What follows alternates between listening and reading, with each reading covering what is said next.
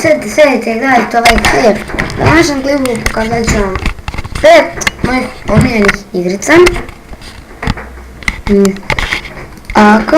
Nisam po nikakvom redosledu, nego kako mi je palo na pamet. Jedna od mojih omiljenih igrica je Tropico.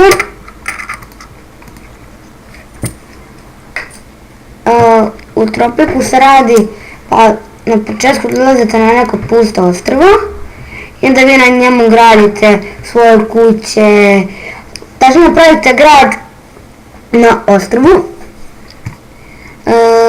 Zatim NBA 2K14, to je možda i omiljena igrica, to možete očekujete na našem klipu. Mnogo su realni likovi urađeni i tako. Onda Game Day Tycoon, to možete naći na našem klipu, na našem kanalu, pardon. Znači tu pravite sami svoje igrice, ali nisam rekao za NBA, ali tu nema što ne govorim. NBA liga, posljednja sezona. Naravno Minecraft,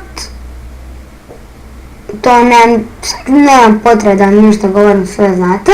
Također možete naći na našem kanalu. I GTA 4.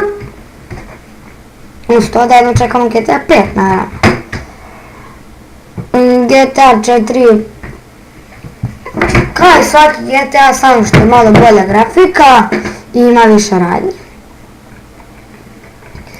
Znači, to su mojih 5 omiljenih igrica. Inače, ovo je mišljenje Davidom. Zahvaljujemo se na ideji Mihajla Brankovića i ne zaboravite da subscribe-ujete, šerite, lajkujete i to je bilo to. Ćao!